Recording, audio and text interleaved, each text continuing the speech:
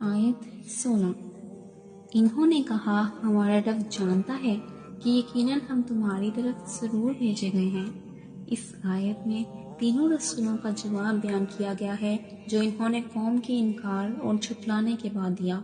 جب قوم نے کہا کہ تم تو ہماری طرح کے انسان ہو اور جھوٹ بول رہے ہو، تو رسولوں نے نہایت وقار اور اعتماد سے جواب دیا ہمارا رب جانتا ہے کہ ہم تمہاری طرف ضرور بھیجے گئے ہیں، یعنی وہ اپنے دعوے پر مضبوطی سے قائم رہے اور واضح کر دیا کہ ہمارا پیغام سچا ہے اور ہم اللہ کی طرف سے مامور ہیں۔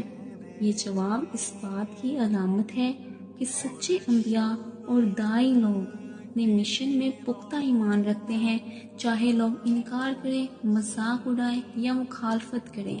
وہ جانتے ہیں کہ ان کا رب ان کے سچ کو جانتا ہے اور وہی ان کے حق پر ہونے کی سب سے بڑی دلیل ہے۔ آیت 17۔ اور ہم پر تو صرف کھلا پیغام پہنچا دینا ذمہ داری ہے۔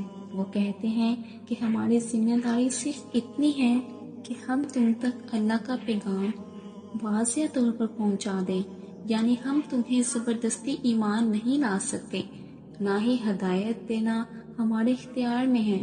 یہ ایک اصولی بات ہے جو تمام انبیاء کا طریقہ رہا ہے، وہ صرف اللہ کا پیغام کھلے الفاظ میں واضح دلیل کے ساتھ لوگوں تک پہنچاتے ہیں۔ ماننا یا نہ ماننا یہ سننے والوں کی ذمہ داری اور ان کا امتحان ہوتا ہے۔ آیت 18۔ انہی قوم نے کہا ہم تمہیں بدشگونی کی علامت سمجھتے ہیں، اگر تم باز نہ آئے تو ہم ضرور تمہیں سنسار کر دیں گے اور تمہیں ہماری طرف سے دردناک عذاب پہنچے گا۔ اس آیت میں بستی کے لوگوں کا رسولوں کے ساتھ رویہ مزید کھل کر سامنے آتا ہے۔ جب رسولوں نے بار بار سمجھایا تو لوگوں نے نہ صرف ان کی بات کو جھٹلایا بلکہ ان پر بدشگونی کا الزام لگا دیا۔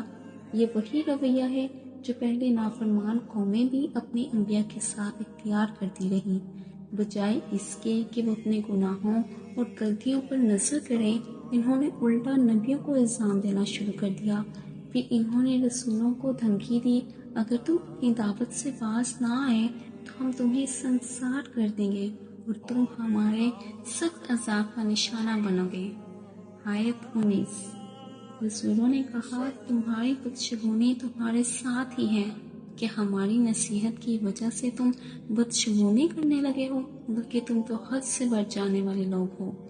اس آیت میں رسولوں نے قوم کے الزام کا جواب دیا۔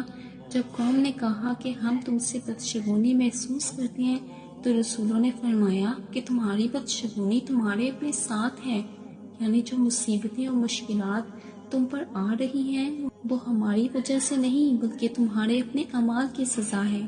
پھر سوالیہ انداز میں تنبیہ کی گئی، کیا تمہیں صرف اس لیے بدشگونی لاحق ہوئی ہے کہ تمہیں نصیحت کی گئی، یعنی کیا تمہیں یہ بات بری لگ گئی کہ تمہیں اللہ کی طرف بلایا گیا تو اس پر تم نے الزام تراشی اور دشمنی شروع کر دی؟ آخر میں رسولوں نے فرمایا بلکہ تم ایک حد سے بڑھنے والی قوم ہو، یعنی تم ظلم، کفر، انکار اور سرکشی میں حد سے گزر چکے ہو۔ تم نہ دلیل سنتے ہو، نہ نصیحت قبول کرتے ہو اور نہ اپنی اصلاح چاہتے ہو، یعنی یہی اصل نحوست ہے۔ آیت 20۔ اور شہر کے دور دراز حصے سے ایک شخص بوتا ہوا آیا، اس نے کہا اے میری قوم، تم ان رسولوں کی پیروی کرو۔ اس آیت میں ایک نیک دین مخلص شخص کا ذکر ہے جو شہر کے ایک دور دراز علاقے سے رسولوں کی حمایت میں سامنے آیا۔ جب پوری قوم رسولوں کو جھٹلا رہی تھی اور انہیں قتل کی دھمکیاں دے رہی تھی، تب یہ شخص حق کی آواز بن کر سامنے آیا۔ اللہ تعالیٰ نے اس شخص کا نام قرآن میں ذکر نہیں کیا تھا۔ جب اسے رسولوں کی دعوت اور قوم کی ضد کا علم ہوا تو وہ دوڑتا ہوا آیا۔ اس کی یہ جلدی اس کے خلوص، غیرت ایمانی اور رسولوں سے محبت کی علامت ہے۔ اس نے قوم کو نرمی اور اخلاص سے کہا اے میری قوم، ان رسولوں کی پیروی کرو، یعنی ان کی بات مانو، یہ تمہارے لیے خیر اور نجات کا پیغام لائے ہیں، انکار نہ کرو۔